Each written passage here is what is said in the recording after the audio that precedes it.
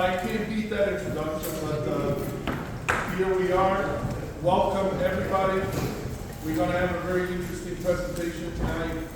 Bryan Burford, retired captain from the Pasco County Fire Department, is going to talk about the history of the fire service in Pasco County.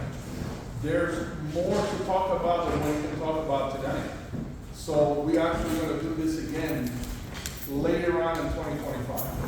So the month will be announced. We'll have to figure out what we're going to do with it. But a lot of interesting information. So we hope you guys enjoy the presentation. Thanks for coming. And I'll turn it over to Bryan. Thank you.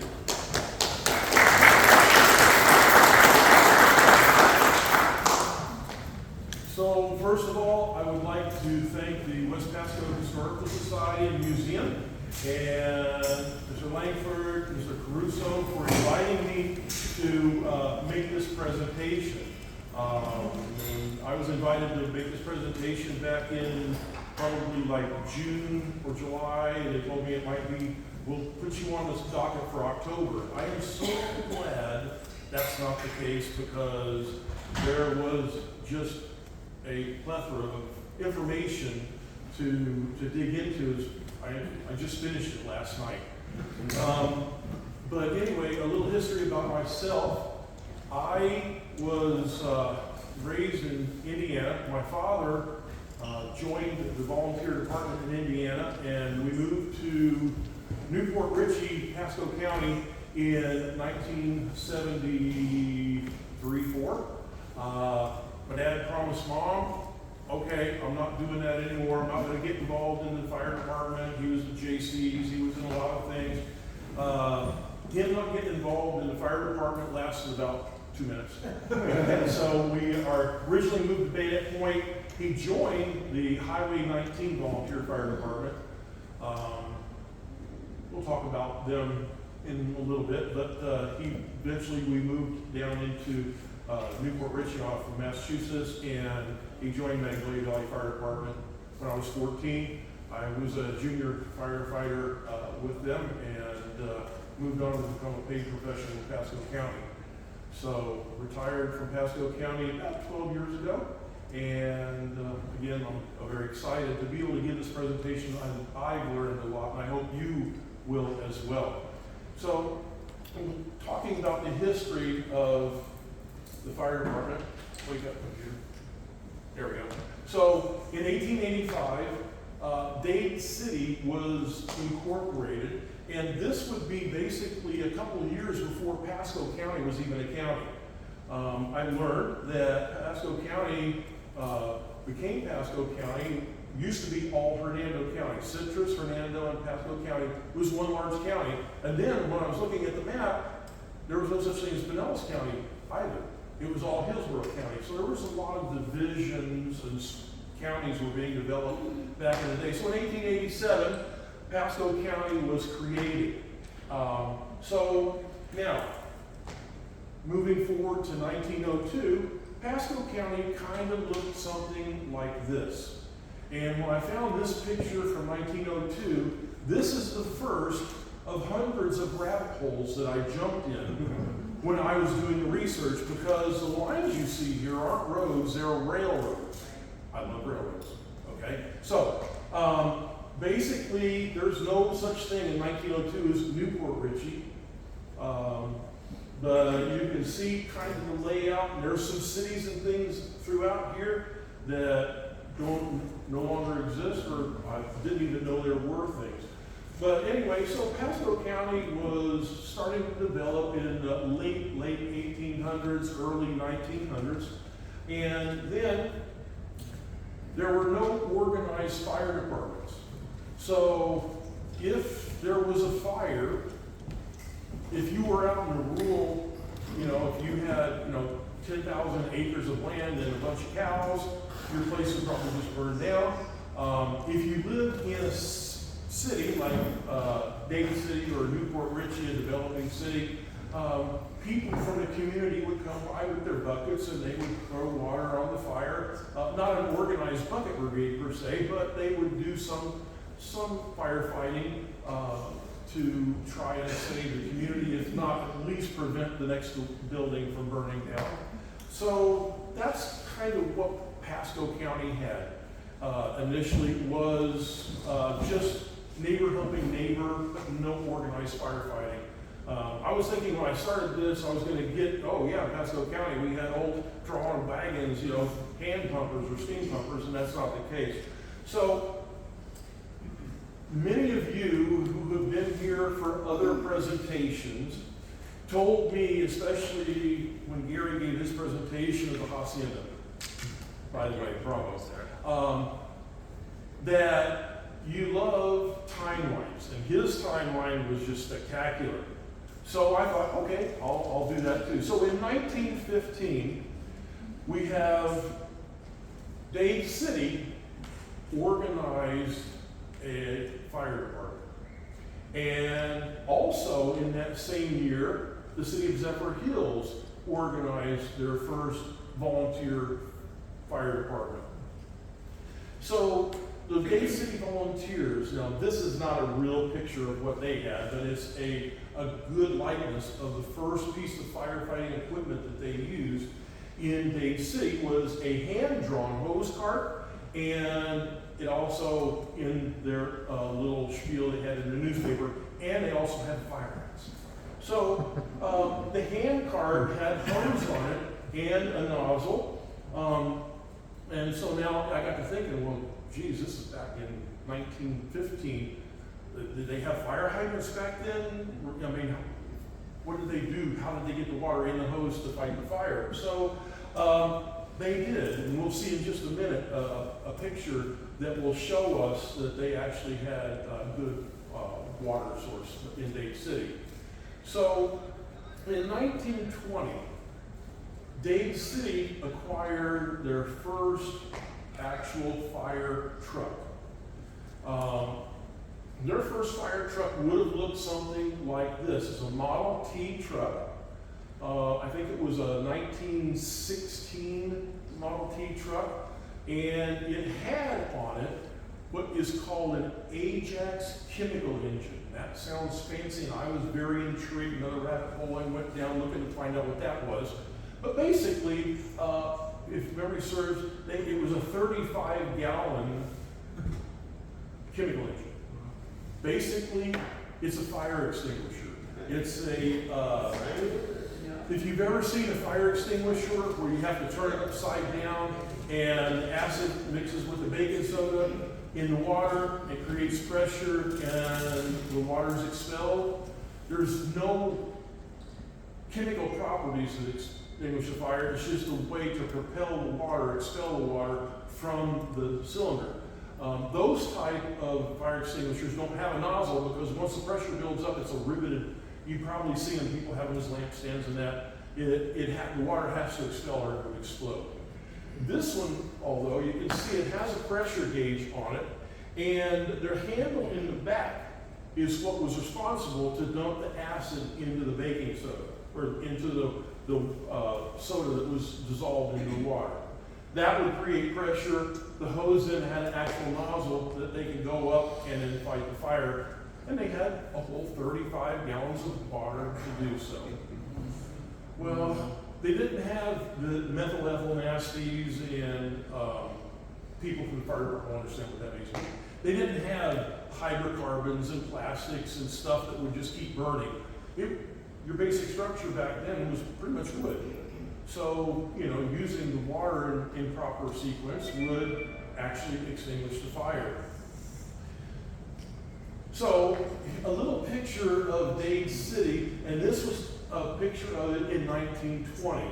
And in 1920, Dade City had quite a grid of a water system at that point.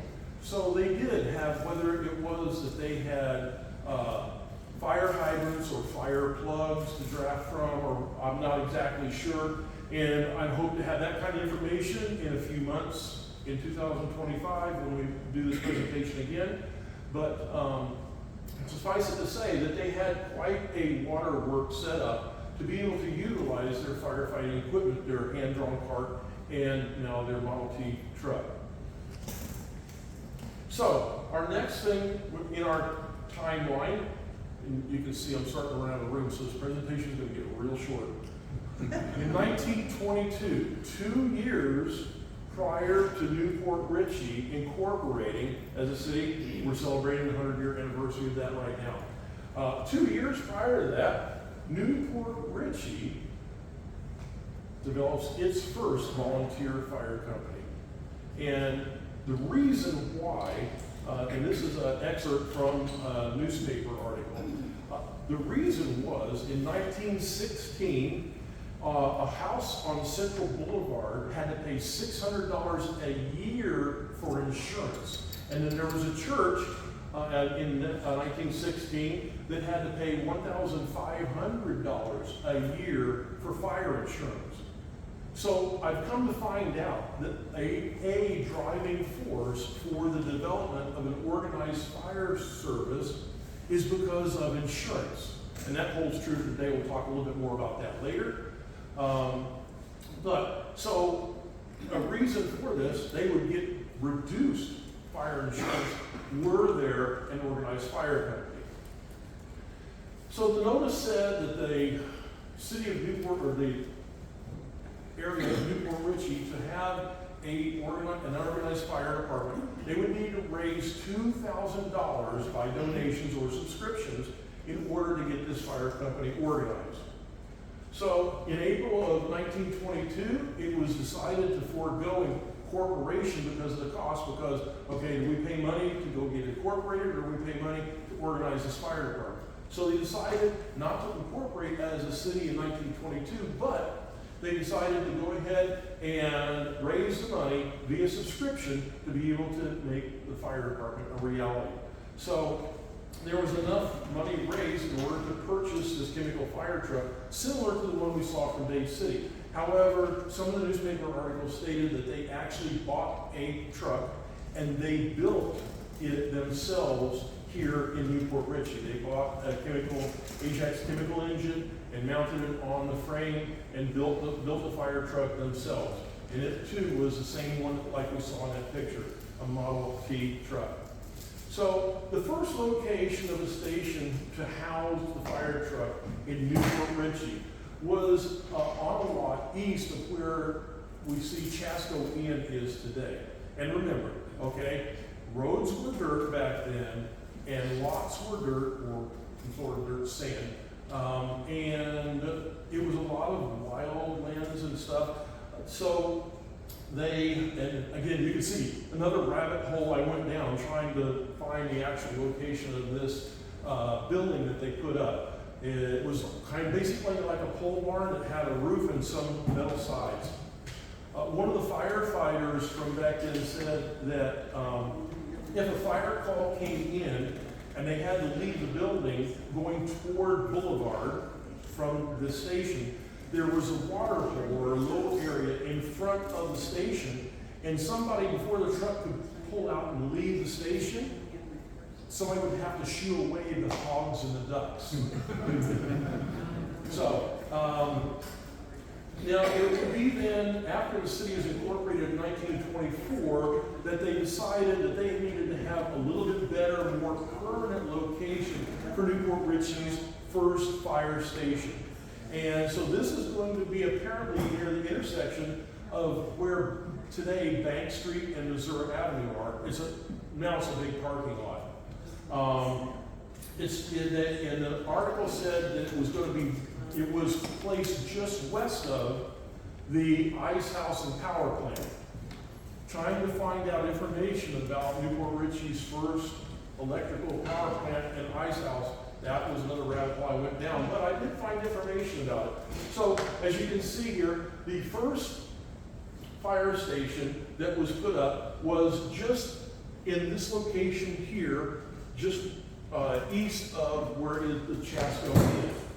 And then the second one would have been right in this spot here, Bank Street and Missouri Avenue, where that parking lot is behind the Megan or the Suncoast Richey Theater. And then apparently the ice house power plant would have been right here, because the article said about it that the power plant was about a block west of Grand, or they called it Boulevard back then. It was a block west of Boulevard, the power plant and ice house. So that kind of, now everything starts to come together and make sense. So the first station was located in here, and then your second station was located approximately right there. Now remember, this is all dirt, folks. This is all dirt. The only thing that really was here, other than that power plant, was you had the train track that came up Lafayette across where you see Nebraska is right now, stopping at the train depot there at the corner of Nebraska, where you see they have the events with the train crossing guards now.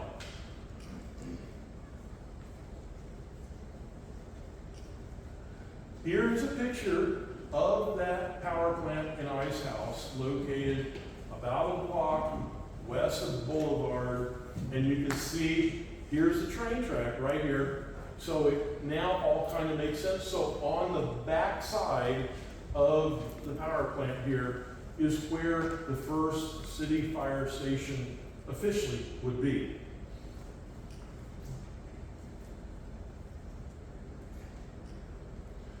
And this is kind of a picture of a truck that Newport Richey had. And these are firefighters from back in the day. They had purchased a 1925 American LaFrance, and it cost $7,000. In today's money, that would probably be closer to $100,000. And you can see this is more of a fire truck now. It's no longer the fire extinguisher, 35-gallon fire extinguisher mounted in the back of the truck, but it actually has some hard suction hose on it. It has a pump that operates off of the gas motor, and the report didn't say if there was a water tank on the truck, but I don't think there was. I think they just had hose in the back of the bed and other implements to fight fire with. So in 1938, and in the beginning of this presentation, we're going to talk a lot about the city of Newport Richey, just simply because, you know, this is where we're at, and a lot of us here are very familiar with. We're from the city of Newport Richey and city fire department. But you'll notice this building here was the municipal triplex. In 1938, it was built, and that building is still here today. If you go over to a little beer joint called Ordinance 1, that is the city's fire department they moved into in 1938. Still exists. Went over there, had a beer, Karen and I, my wife, and you can still see the open wood structure inside of it. And again, I'm just learning about this. I thought, you know, well, when they built that, it was all open in front. My mind is thinking, yeah, they probably had horses and horse-drawn, you know, steamers or whatever. That's not the case. It actually was a fire station with motorized equipment. So that's a picture of what it looks like today. And that building here to the right, that's Ordinance 1. And so that city's building still is in existence today. Here's a picture of the firefighters. By this time, they had 2 trucks. In 1938, they had that American LaFrance, and they also had a second truck. And this is a group of the firefighters that were there back then. I'm not exactly sure when this picture was taken, but it was pretty long ago, probably in the mid-30s to late 30s, I would imagine. So now, the next event that occurs is Dade City reorganizes as a fire department, and their first fire truck was actually, you can go see it if you would like to visit the Pioneer Museum in Dade City. I went there, and if you've got all day, you're going to need to go through that museum because it's 6 acres of buildings and different things, plus the fire truck from Dade City. So after their reorganization, they purchased a fire truck, and they were a more organized department by this time. And this is just another picture of that truck. This is still in pretty decent shape. I'd take it out to a fire call right now. So, you know, we are now developing, we're getting more modernized equipment in the county, starting to get, you know, better trained personnel.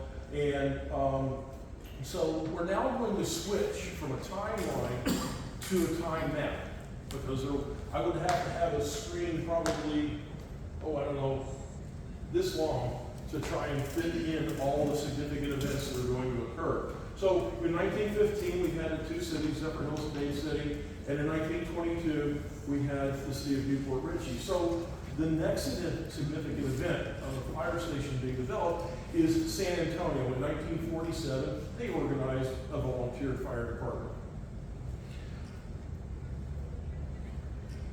So it says in the newspaper articles that their first fire truck that they purchased was a 1914 American LaFrance.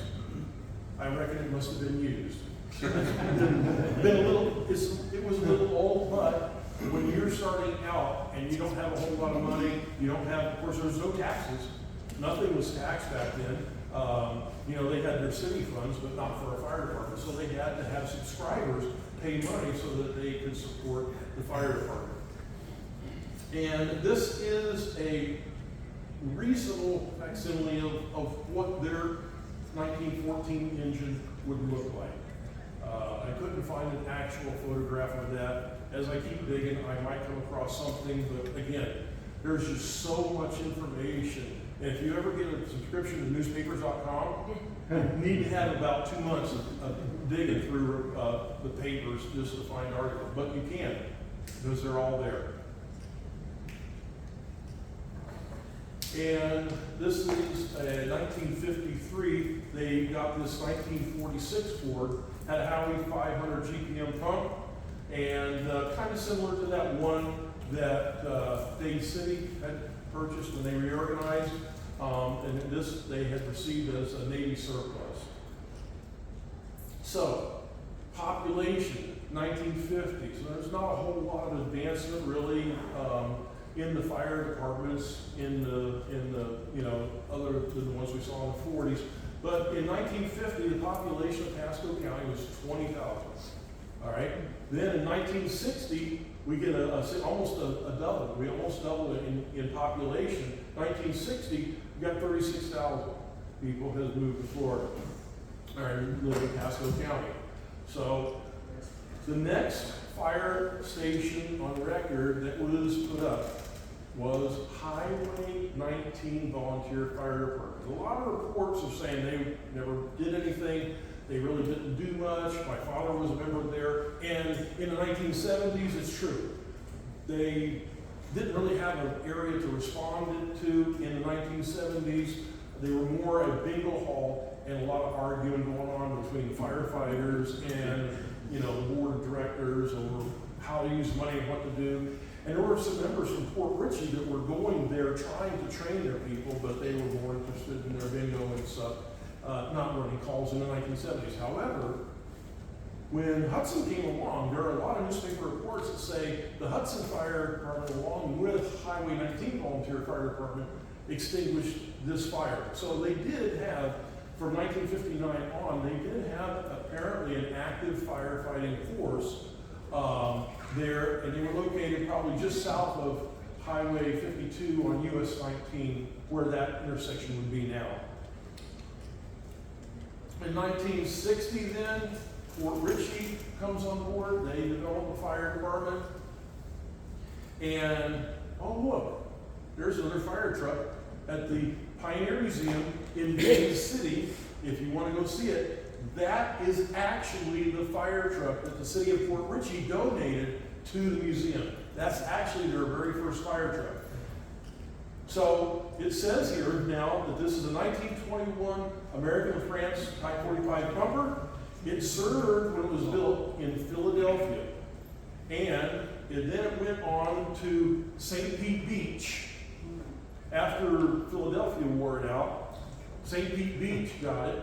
And then after it was wore out from St. Pete Beach, it was sent to Port Richey about 1960 or so as their first fire truck. some reports say, or some of the people who were there back then in newspapers say, oh, we never used that fire truck, it was just for training, but other reports say that was their first truck that they used to actually fight fire with.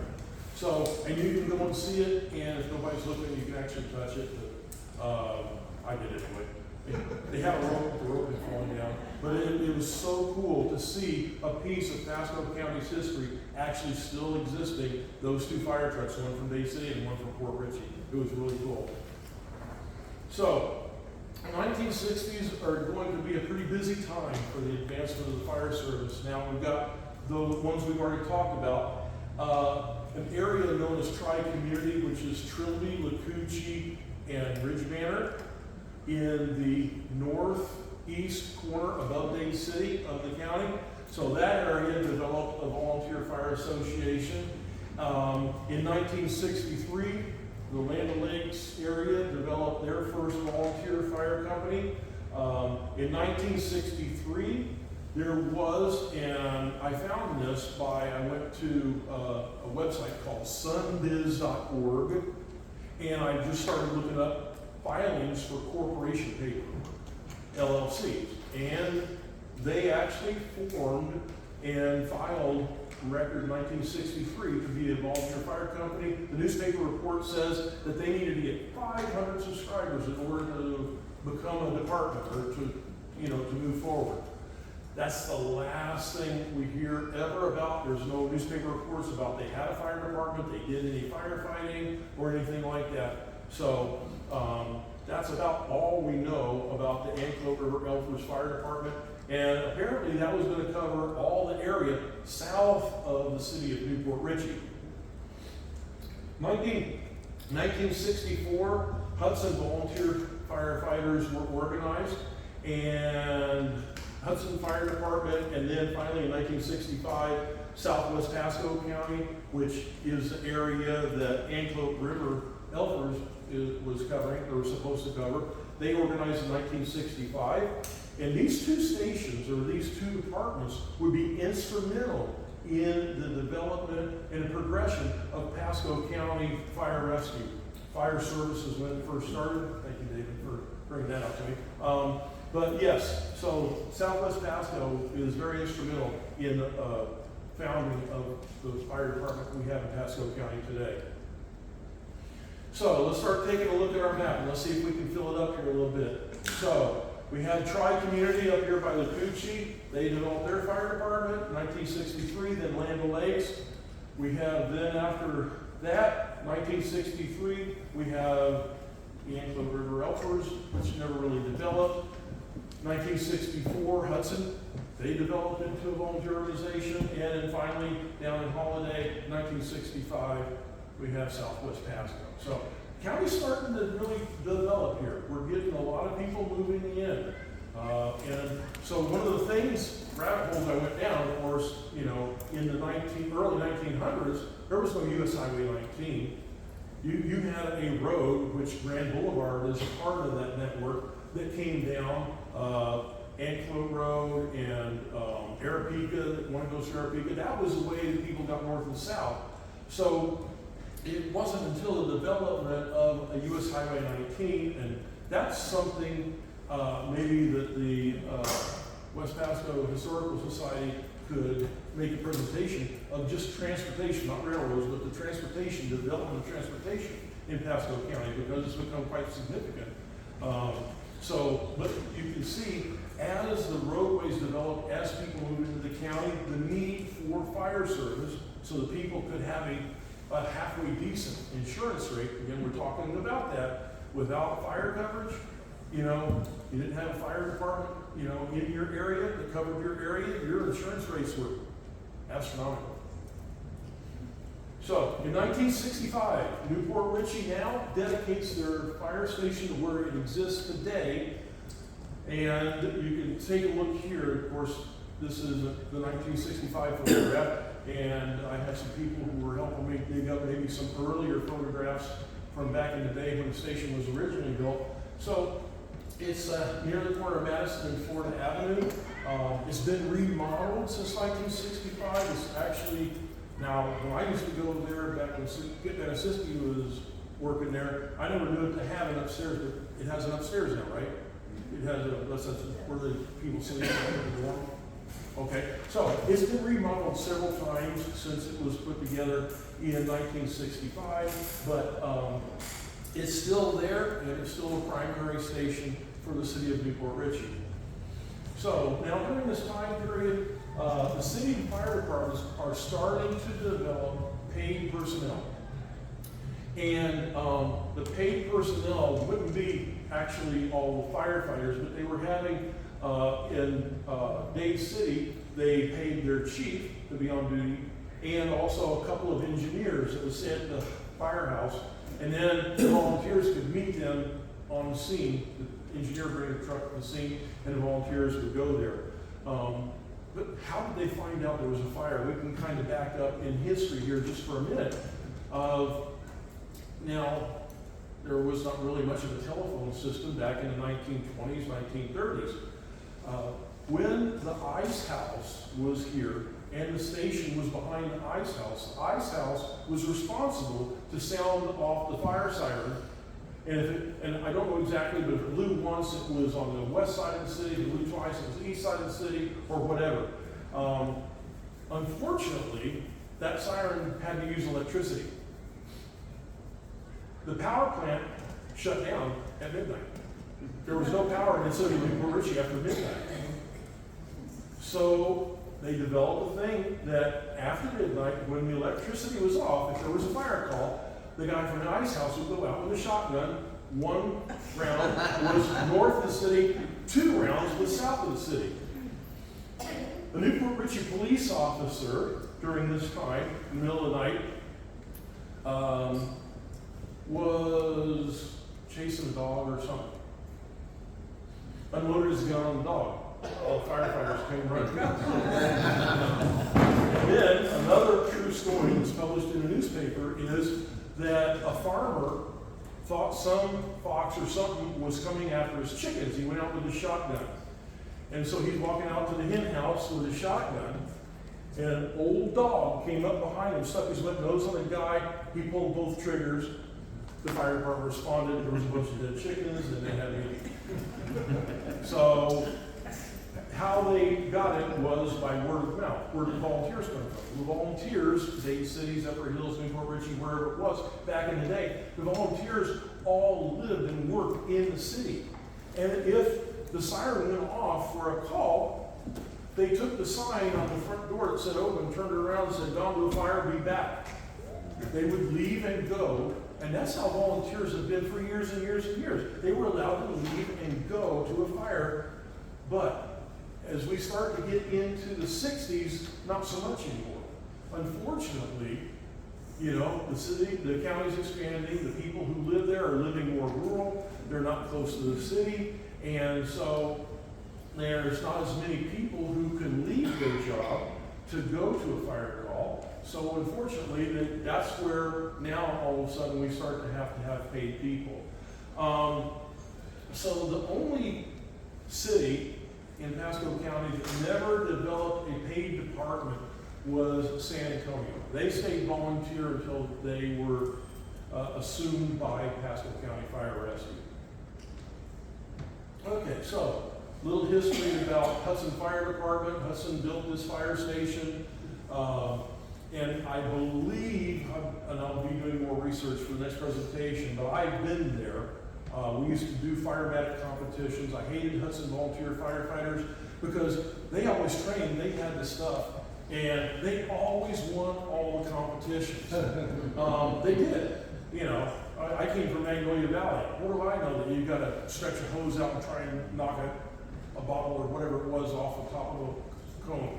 But man, I tell you what, Hudson Fire Department, they had it together. They were very organized, they were very trained, they were very dedicated, they were very medics.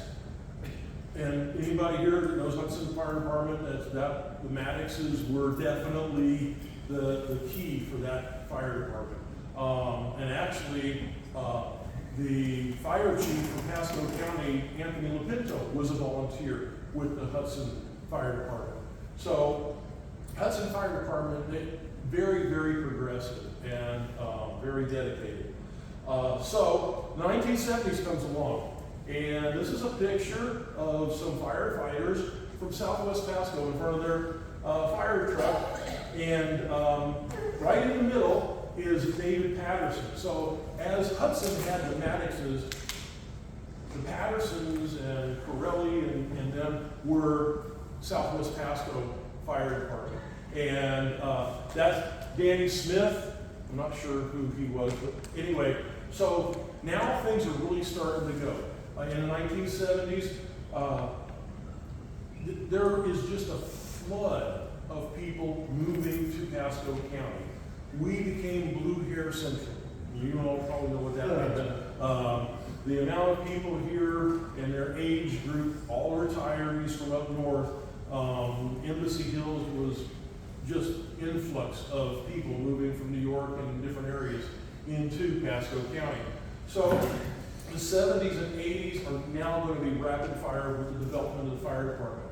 The population in 1970, now we have over doubled our population from 1960, 75,000, almost 76,000 people. By 1980, 100,000 people, 120,000 people are now in Pasco County. And you think about it, having just a few fire stations, not going to work. So, and because people live remotely, and if you live too far away, you could hear the siren or the shotguns go off to tell you there's a call. They, would have pagers, but the time to get from where they are, if they could leave work to come in and fight a fire, just really wasn't going to work out. So let's take a look here in the 1970s. You have a lot of area that's still relatively undeveloped in the middle of the county. Okay, a lot of pasture land, a lot of forested area. So the Division of Forestry, and I spoke to the local forester, and he actually got me the information that we had 2 fire towers that were in Pasco County. We had one that was near Gower's Corners, where about the Suncoast Parkway and 52 are located right now. It was leased to them, I want to say he said 1972 or 1974 that tower was erected. He says because he found the documents when the lease was signed with the Bexley family from the Bexley Ranch. And then about that same time, he said the tower over in San Antonio. Division of Forestry, they care for wildland fires. And we'll talk a little bit about what else they provide in a few minutes. But they usually put their towers about 20 miles apart from each other because that's where the horizon gets into play and they can no longer see from that tower up in the air. So in the 1970s now, 3 of the county's municipal fire departments were career paid departments. So Zay City, Zephyr Hills, and Newport Richey are now all paid functioning fire departments. Port Richey, they didn't come on board the paid until 1987. And of course, that's kind of, we're fast forward and it's going to get a little bit like this, but Port Richey volunteers we haven't even gotten to the development of Pasco County Fire Rescue yet, but Port Richey, at a period of time prior to 1987, went into a contract with Pasco County for 5-year contract to provide fire service. And in that particular time, in the mid-1980s, Pasco County had growing pains, and so they told, yeah, okay, we'll help cover your area when your volunteers can. Okay, yeah. So the volunteers could come in and get their trucks and go fight fire, and Pasco County would come in and help them. Well, the Pasco County didn't have a really good fleet of engines, and the people who worked on to repair them weren't the greatest. So Pasco County's engines would break down. They didn't have any replacements. Oh, well, we got 2 trucks, engine 41 and engine 42, Port Richey. They steal their fire trucks, take and put them at their stations. The volunteers would come into the station, no fire trucks, can't fight fire. So that's kind of the reason Port Richey said, no, thank you, and they went back, took into the contract in 1987, they became a paid department. So now, Dave Meldon, who was a police officer in the city of Newport Richey, he became chief of the Newport Richey Fire Department in 1970, and by 1973, he said that there were 12 active paid firefighters in the city at that time. Remember, there's only one fire station at this particular point. So, and they said basically it's in part, and like we said before, because there's not enough volunteers that live and work in the city to be able to respond to calls and provide adequate fire coverage. So, the last volunteer departments that were organized during the 1970s, we have Highway 52, 1970. Highland Forest, 1971. There was also a station at Kent Grove. They had 2 fire trucks parked in a guy's yard down in Kent Grove, and I think they pretty much associated themselves with Highland Forest Fire Department, because I cannot find any documentation some is upward that they formed a corporation. 1972, Magnolia Valley Fire Department. Firefighters from Newport Richey left the city, and they developed a volunteer fire department on Massachusetts Avenue, just outside the city. 1972, Odessa, they developed their fire department. Crystal Springs, which is south and east of Zephyr Hills, developed the fire department. 1973, South Central, which is at Chauncey and Morris Bridge Road, the fire station, their original fire station was. They later also had a station out at Quail Hollow, or Angus Valley. I tried to find out if Angus Valley Fire Crew had ever developed their own company. I never found anything on SunBiz, no reports in any newspapers that they ever developed a fire company there. I sent a note off to Chief Ciccarello because Chief Holland, O'Neill Holland, she said, ask Mike, and so I reached out to him. I haven't heard back anything. If I have more information about the development of an Angus Valley Department, we'll add that to the list. Richland Volunteer Fire Department, which is east and just a smooch north of Zephyr Hills, 1974. In 1976, Moon Lake Volunteer Fire Department was created. And finally, 1978, Travelers Rest Volunteer Fire Department. They covered an area of exactly 1 square mile. And they were pretty much vacant during the summer because it was, it used to be, you could only get in there if you had an Airstream, one of those stainless steel motorhomes. The whole front part of that was just all stainless steel and in there. But they have, I think it's an 18-hole golf course within that square mile. They have a lot, they have clubhouse and different things, and they actually built a station there in Travelers Rest. And that is located, if you go up Bellamy Brothers Road for a while and then turn toward Dave City, just over there somewhere. Yeah, I've been there 100 times, but yeah, you don't go there very often, you forget exactly. I mean, I trained all their people to become firefighter 1, but they make good breakfast. Their pancake breakfast is good. All right, so let's fill in more of our timeline. So, 1970, we got Highway 52. 71, which is Highland Forest. Don't know if the Gowers Corners group actually organized or if they just became part of the Highland Forest. Then in 1972, we got Magnolia Valley, and there we go. We have Crystal Springs, 1972, and we have Odessa, where Chief Chris Allen, one of our former chiefs, came from that volunteer department. 1973, then you had Southwest Pasco Fire Department. 74, Richland's Fire Department. 76, Moon Lake became a department. 1978, there's your Travelers Rest. The question marks, I don't know if the Angus Valley, that Wesley Chapel area ever developed into an organized fire department, or they were, in the end, they were part of South Central. All right, so 73, Southwest Pasco opens a second building on Dove Drive, which I only knew as Station 14. Dave, what was that called back in the day? 140.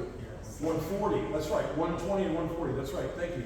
Okay, yeah, that was a little bit, Dave DeShawn, I mean, these Pasco County from 1912, I think, or something, anyway.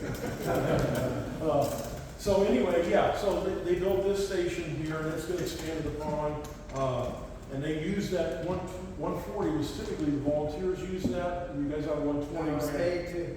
120 and 140 were paid. They were both paid? Okay, all right, very good. And then in 1974, the city of Newport Richey, I don't have the picture, I've been promised I'll probably get one. Thank you, John. They used to have 2 garage doors. They used to have 2 bays back when it was originally built.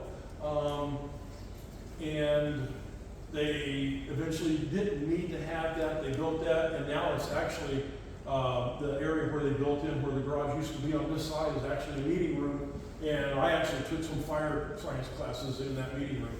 So, but I know that during the 1970s, if you wanted to have air for your tanks, you had to go to Station 2 because they had the cascade system and they had the generator and everything else to go fill your MSA bottles. So after a big fire, we'd have to go down with all our bottles and fill them all up before the county came along and had air trucks. So, the 1970s are now a pivotal year for the advancement of the fire department in Pasco County. The population growth and volunteers availability are going to mandate that we start getting paid departments. For those of you who are volunteers, we hated that. We didn't want to lose our independence. But it's an eventuality that had to happen. So, okay, here. And the insurance service offices of Florida dictate that, you know, if you have a volunteer department, you have to have so much training and people within a certain amount of time frame to get to the station to take trucks and so on, or else people are going to pay extraordinary high rate of money. And that's, again, another need why the fire service is advancing, is because of population and costs for insurance. So, addressing the need outside city limits. Pasco County created an ordinance that what we knew as donut rings around the cities of Dade City and Zephyr Hills, because they're now paid and they tax the people. So their department, they really, in theory, couldn't go outside the city and use city resources to fight fires in a non-taxed area. Because then that, I mean, and I read an article, another rabbit hole, I read an article by some lawyer from Tallahassee saying the reason they couldn't do that, they couldn't, you know, use tax money for, you know, a non-taxed area. So Pasco County created an ordinance, taxed the area outside the city, and they said, okay, here's the money, you provide the fire protection, and I think they even bought a truck for Zephyr Hills at one point in time, and they gave them money, which they had to, I think from what I remember, is that the cities had to pay at least 2 additional firefighters to add to the force to provide fire coverage for outside the city, which was a county tax area. Okay, so taking a look here at the history now and our timeline, our fire tax districts are beginning to develop in Pasco County. So first of all, we have the donut ring that's around Dade City that's not protected by Wacoochee or San Antonio or Richland. So any of that outside area that Dade City used to go to calls on, now that they're a tax entity, they couldn't go to, so that's their area. And then we have the city part around Zephyr Hills that wasn't one of the other departments.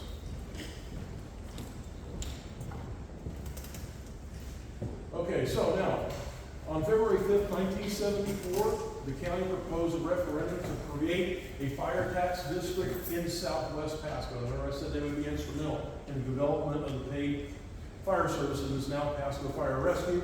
Southwest Pasco, they were the ones.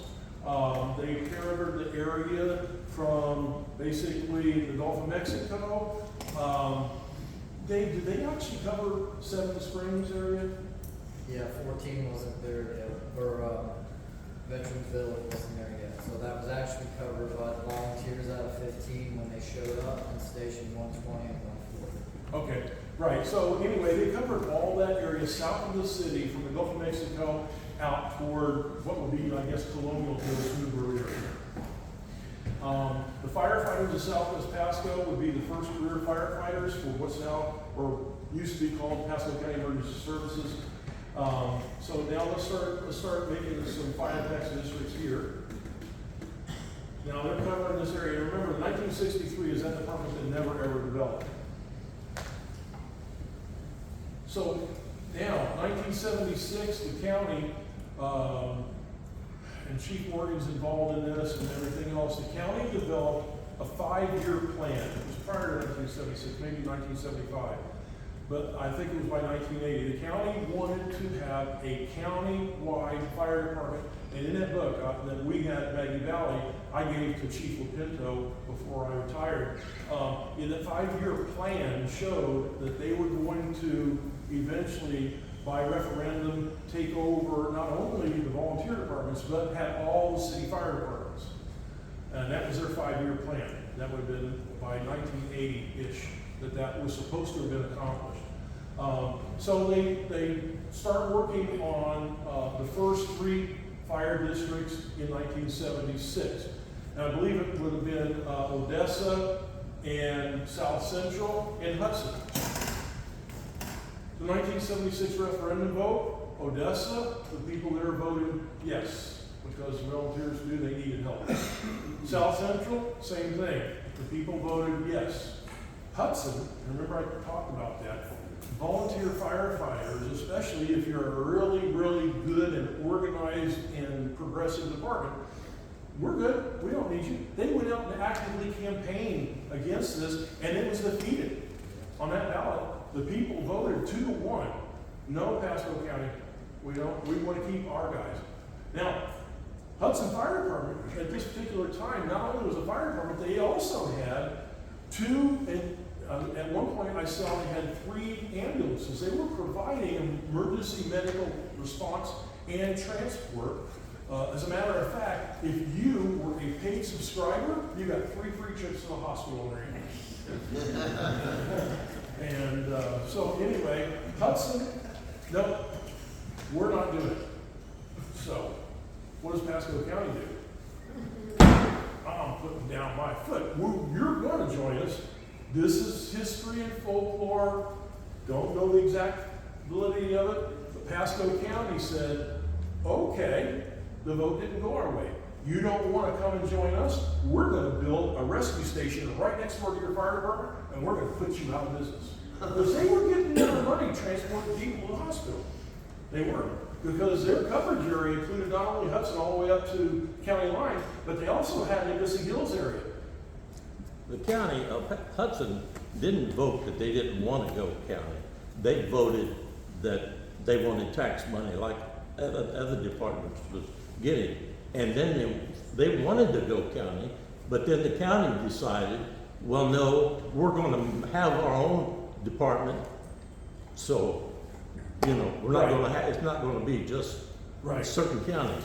And Southwest was still, they was getting tax money, but they were still Southwest Pasco Fire Department.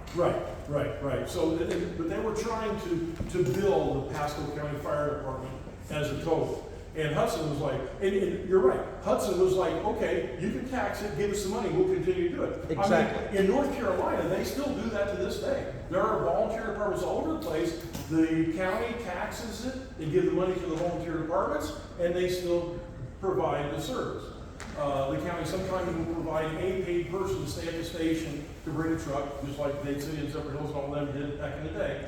But they are still doing that. And that's what Hudson wanted. They wanted to be kind of independent, but get the tax money. Just like Dade City and Zephyr Hills and Southwest. Right. They wanted the same thing, but the county had decided, no, we don't want each of these departments. Right. It's going to be too many people we got to work with. Right. And dividing up money, and it's going to be too big of a headache. And they went to Hillsborough and talked to them and see how they was doing it. And so they decided, no, we want to try to get one department. Right. And they did. Hudson went along with it. They voted to go along with it. Well, but I'm talking about the referendum vote by the people who lived in the area. On the first referendum vote, it was voted, they did not want to have a Pasco County tax district. And I have those documents on newspaper.com. So, suffice it to say that eventually negotiations were taking place, And the group from Hudson would actually be the ones that became the chiefs and the captains or lieutenants of Pasco County once they agreed to come into the county service. Gary Maddox was like after Joe Corelli was the fire chief with Pasco, then Gary Maddox became fire chief until such time that they found out he wasn't certified. But Well, now, let's try to get that straight. He had taken his certifications, and he had 2 weeks before they give it to him. And then they got rid of him because they wouldn't let him, wouldn't wait to the They wouldn't let him time, go 2 back. weeks. But he had his certification passed it, and he had 2 weeks. right. And the commissioner of the county afterwards, after he done it, he had Gary Maddox to come in there, and he said, hey, we done some things that we just had to do. What we would like you to come back, we'll give you a job. Yes, So, and he wound up working for the county for years. He was on our air truck for quite a time until he retired. All right, so now, like I said, the Hudson Fire Tax District didn't pass on the initial thing.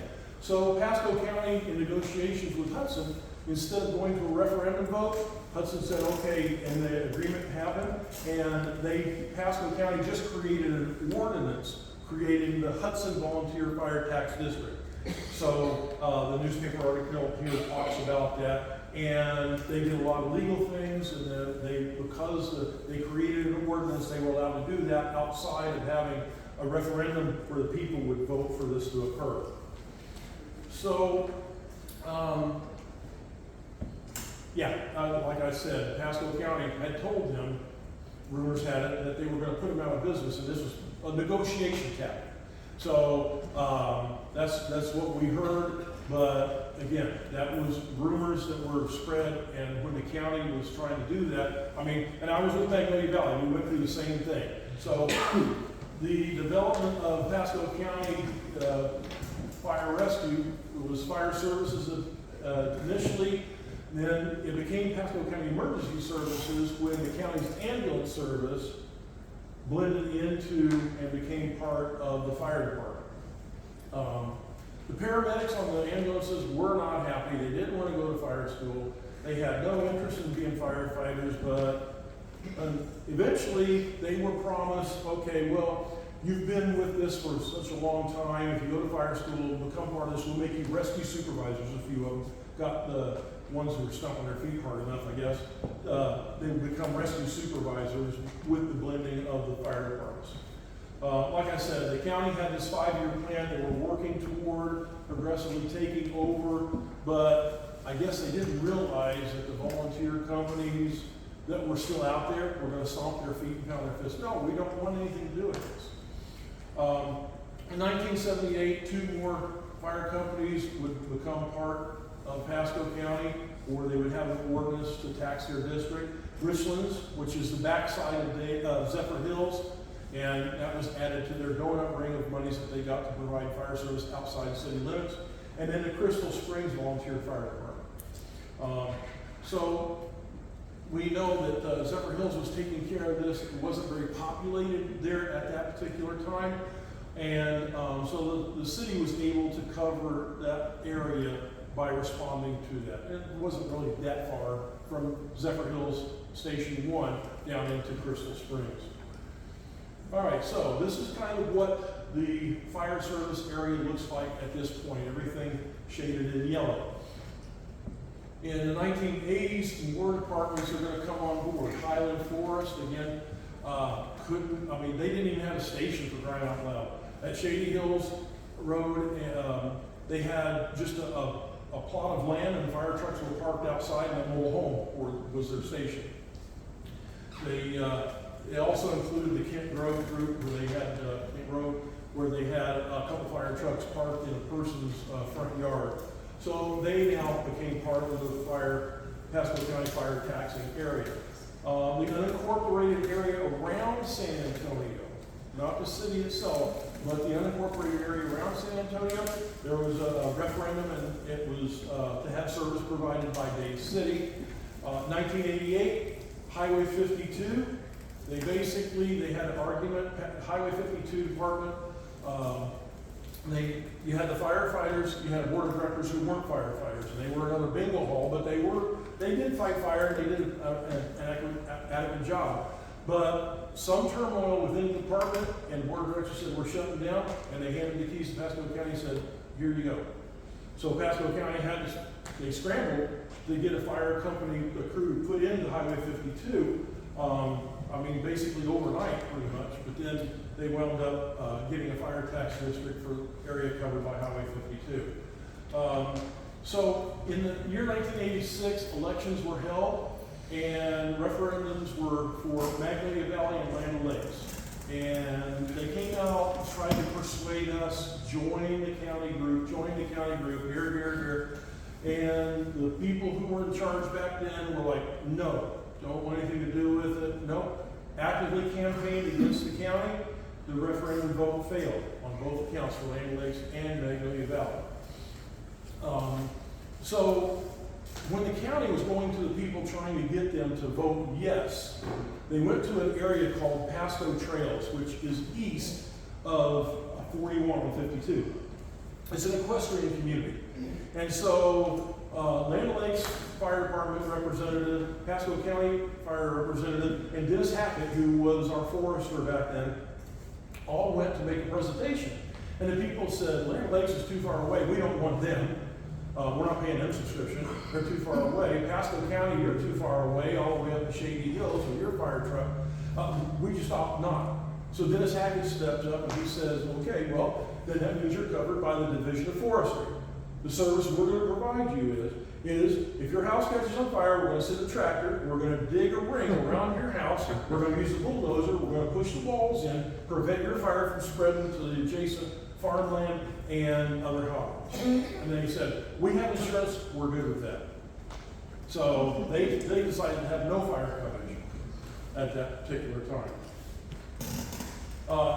Around 1982, Port Ritchie entered into a contract with Pasco County, like I said before, and to be able to supplement their fire coverage, and this wasn't going to happen because they didn't leave any fire trucks there, so Port Ritchie pulled the brakes back in, and in 1987 they developed their pay department.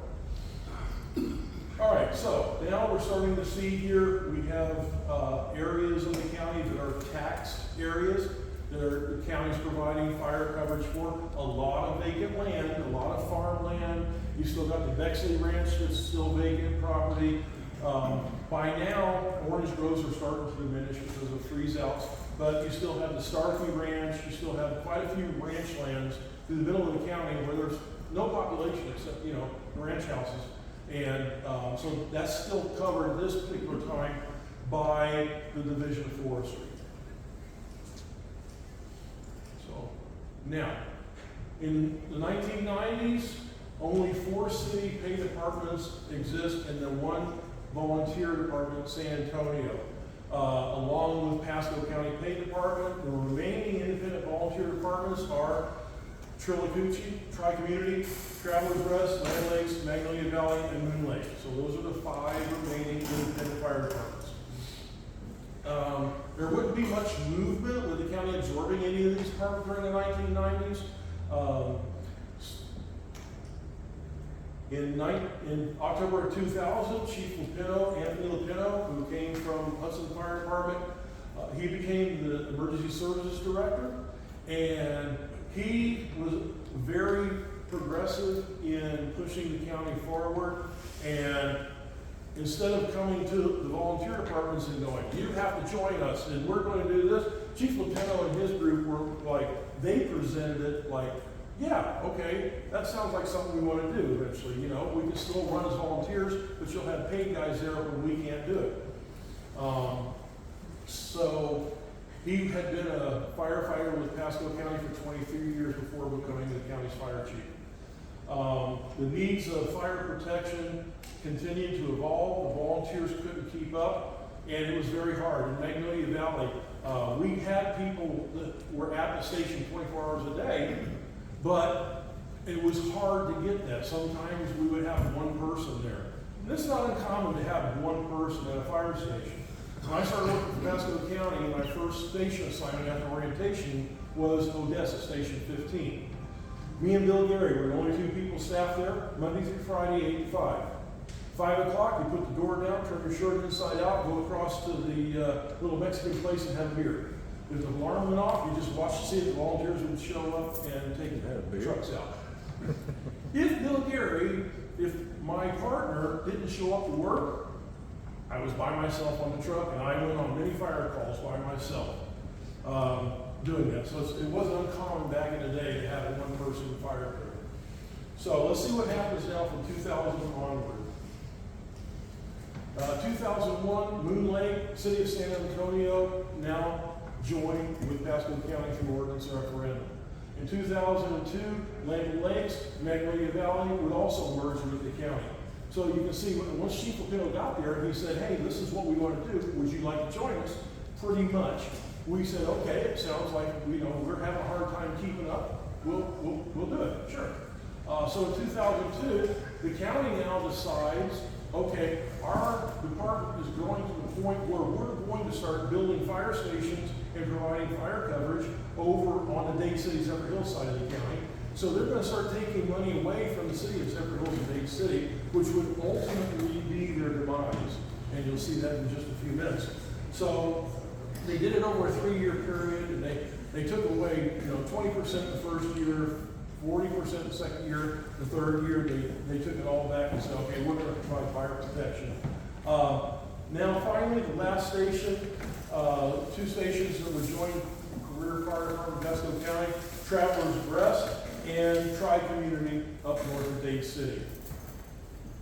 We can see that the county is now pretty much populated area has Pasco County fire coverage.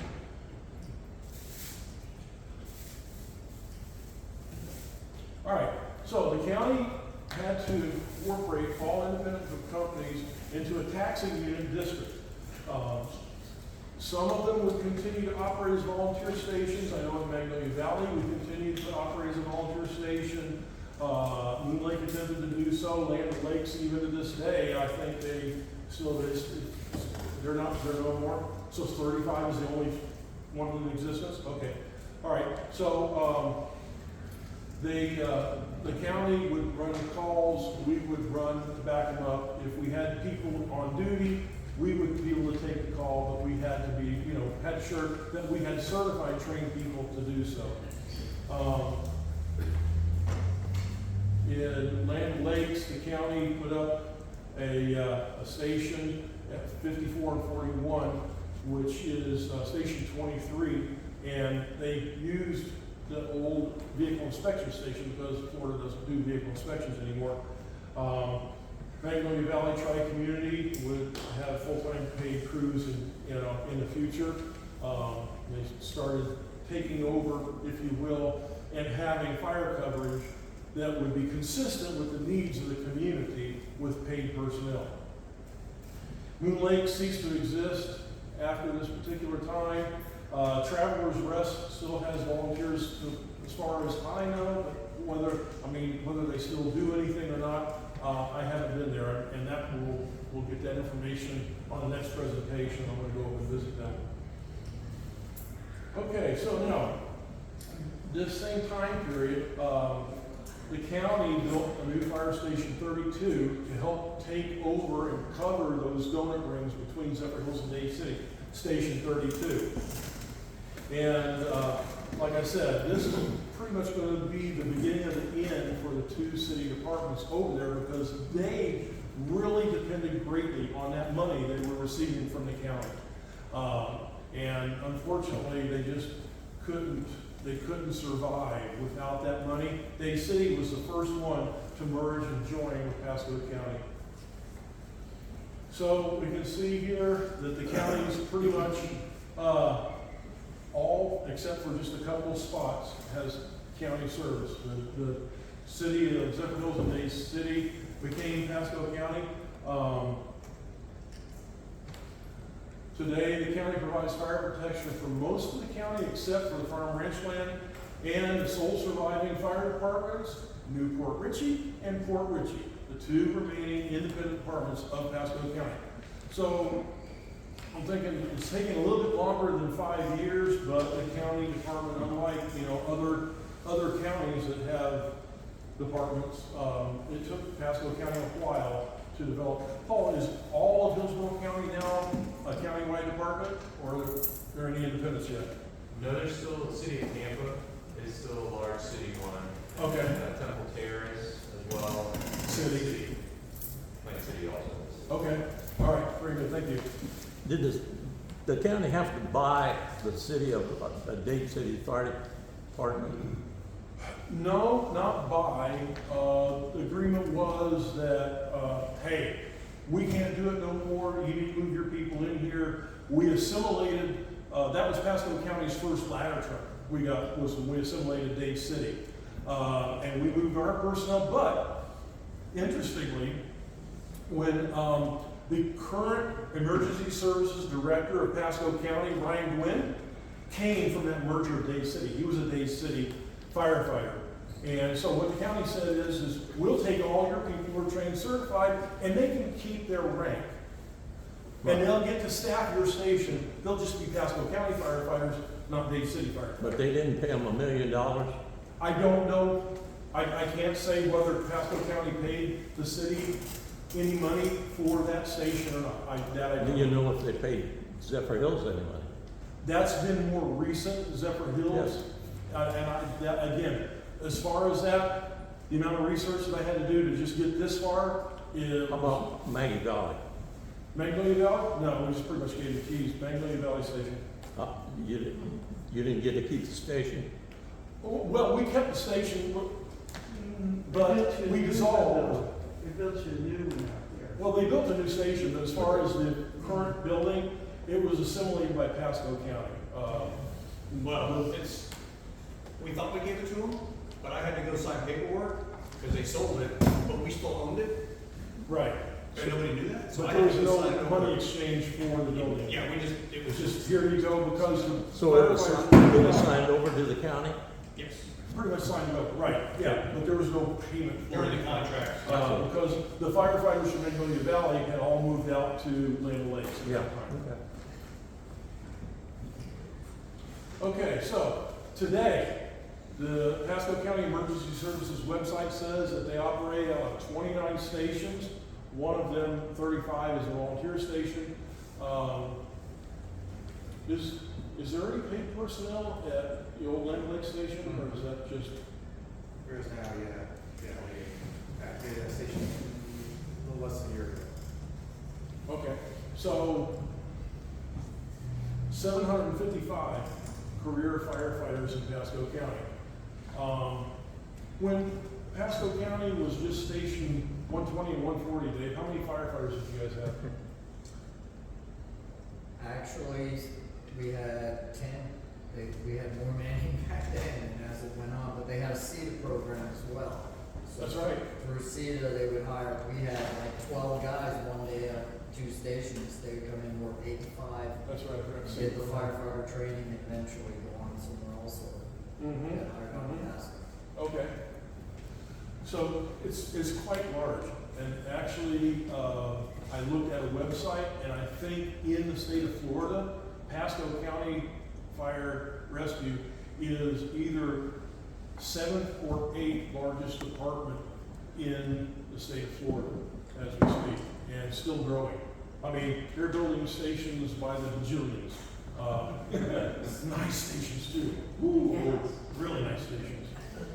All right, so now we know Newport Richey is celebrating their 100th year as a city, but they are getting a brand new fire station out at the old grounds where community hospital used to be, and it looks like it'll be pretty much state of the art. The old station too. It was very interesting to me. Is I was hanging out at Station 2 with the guys one day, and a call came in for a fire on the street behind Newport Richey Station 2, and all we could do, because they didn't call us for mutual aid, we had to wait for Station 19 to show up, because the 2 streets or 3 streets behind Station 2 are not city limits. So now, take that over, going to Station 19, if Kmart caught on fire, which doesn't exist anymore, we had to wait for Newport Richie to come. Station 19 would have to. So at one point, the county had tried to implement like a closest unit response, but that really wasn't happening. All right, so groundbreaking for Newport Richie Station 2. And here's an artist rendition of what it's going to look like when it's finished. And I'm thinking, that's nice. That is nice. And I can't wait for it to be complete to see what it looks like in life, real life. So let's take a look at some of the history of Pasco County Fire Departments and old stations. You have Southwest Station 12, 120. Over here, this is San Antonio Station here, and Station 21 is the old Highway 52 Fire Department. Then you have Embassy Hills, which is now Station 35. And then over here we have South Central, which is at the corner of Chauncey and Morris Bridge Road. And I used to work at that station. They built a shed out back, and the volunteer trucks would stay in this little shed here, and the paid guys, our trucks, were on the inside. The county started building fire stations, and I think that's station 19. No, it's 13. They all kind of look alike. 13, 19, 17, 18. Some of them had 2 wings for living quarters. Station 18 was never manned initially, so it just had living quarters on the front, and in the back they had a small dorm room. So now the county is starting to build, and this would be the new Station 14 out in River Ridge with the glass doors up top. Their idea was we're going to build stations that kind of fit the community and what the buildings were like in that particular community. And now this is a more modern station right here. That's 11. And now this is pretty much what the brand new stations are going to look like. Really cool bifold bay doors to open up. And the new stations are just monsters. And I can't wait for 17 to get done. I want to take a walk through Station 3 up on Highway 52. And here's one. This is out by the Parkway and 52. I don't know what the name of that community is. I drive through it all the time. But the new Station 9 out there, they're just beautiful. I mean, whoever planned these and put these together, I'm sure it wasn't spring engineering because, anyway, we won't go there. So Pasco County is actually celebrating their 50-year anniversary this year, along with Newport Richie's 100-year anniversary. And they actually built the fire truck. Thank you for the information, Chief. And they painted it white. And now I found out, in talking to Dave, the reason Pasco County, back in the 70s and so, had white fire trucks is because they were county, and all county vehicles were white. So the fire trucks were white. When I started working for Pasco County, I'm driving this gasoline engine American to France Chevy cab, and it's white. I'm like, fire trucks are supposed to be red, but now I know why. And their original uniforms they had one. I was going to bring one, but I didn't get back to it in time. And thanks for the color. They had brown uniforms, and I was kind of curious why they had brown uniforms. County workers wear brown slacks with a tan shirt. So they were county employees. So their initial colors were white vehicles with county colored uniforms. The whole county had more brown. Fire, road and bridge, sewer, everybody was in brown. And we'd go to funerals and people would say, what's the road and bridge doing here? Yeah, exactly. Yep. That's right, that's right. So the new engine, this is engine 3, that will be stationed up at 52 across from Long Deer Boulevard. I think that's the name of the road. Anyway, this truck is white in honor of our 50-year anniversary as a department. And I couldn't find a picture. I went online and I searched like crazy for 2 nights trying to find a picture of the side. But on the side door, both sides, are the patches from all the volunteer fire departments that became part of Pasco County as we see it today. I got a picture I'll show you. You might ask why white? Then that's, like I said, that's the reason why. So that's the end of it. Here we are today with 29 stations, Newport Richey Fire Departments, providing adequate coverage. And the city of Newport Richey, I understand, has a Class 3 rating from ISO, Insurance Service Offices. Chief, do you know what Pasco County's? 3. You're a 3 as well? Was it a 3.9 for? It was 4.9. We reevaluated, I can't recall how many years ago, recently, like 5 years. It dropped to a 3, and we were this close to a 2. Just couldn't quite get there. We were really close. Yeah, and I'm sure it has a lot to do with the aerial apparatus you got, plus the training you do, and all the cool stuff you got after I left, thank you. So. Oh, you got a picture of it. Oh, thank you. Oh, wow, that's great. That is great. If you don't mind, I'm gonna put it over here if anybody wants to look at it. Yeah. Thank you. Picture of the side of the fire truck with all the patches. That's cool, that's cool.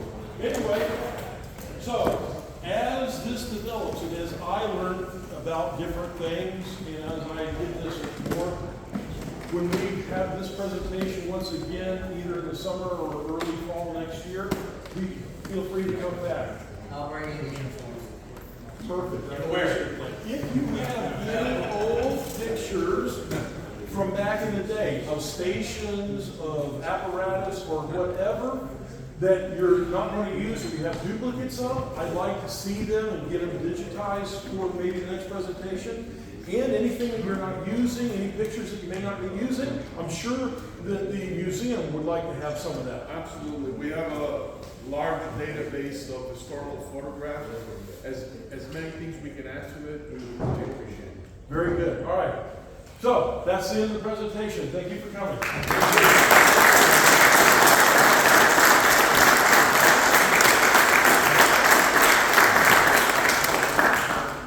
Where's the food?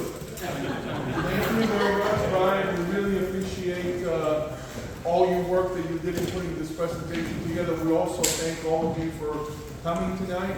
And just to remind you, we have these historical presentations here in Peace Hall once a month. Our next one is going to be 3rd of January, and it's going to be the history of the Newport Richey Police Department. And the speaker is Chief Cochin, and it's going to be our speaker to talk about the last 100 years of the police department here in Newport Richey. So we have one presentation a month. If the members of the West Pasco Historical Society get to come to these presentations for free. So if you want to support our small operation of the West Pasco Historical Society, you can become a member. And then you also get to visit our museum, which is located right behind us here, or behind me. We have a museum that preserves the history of West Pasco County. We have lots of different displays that are worth seeing. So if you haven't picked up one of these, you can certainly pick one up on your way out. It's the first 4 presentations for the year 2025. We also have a website, westpascomuseum.org, that you can visit, and there's lots of information about what we do. So again, we thank you for coming. We also have a 50-50 drawing that we're doing. If anybody wants to do that, you can certainly do it on the way out. We have volunteer applications because we're always looking for good volunteers, because we're 100% volunteer-run organization. We don't have any paid staff. It's all run by volunteers. And so if you want to become a member, we can give you that information, or volunteer, we can give you that information as well. Thank you so much, and we hope to see you again in one of our upcoming presentations in 2025. We Thank did you do very the much. 50-50 drawing before they are. Oh, okay, so yeah, so if you guys want to do that, certainly.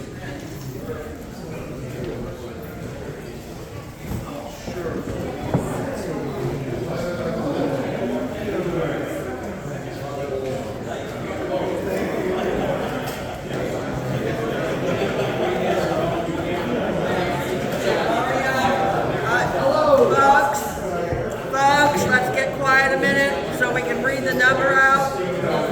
Guys, Paul, you guys hush a minute. Hush a minute, please. Mario, please read this number out. There'll be the drawing number Okay, we have a number here. Wow, there's not as many people on earth. 799-7102. 799-7102. You have it, okay, yeah.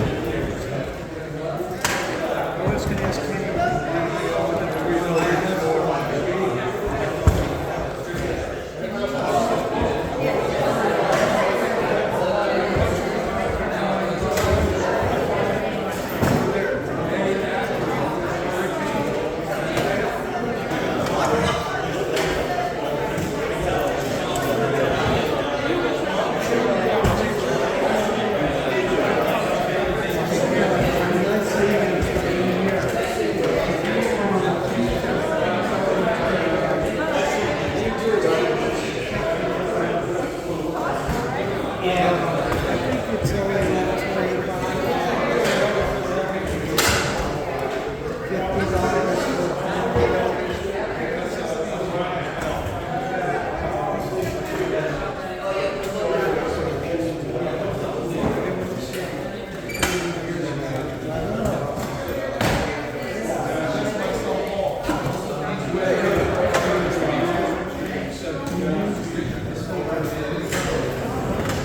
Let's hear it.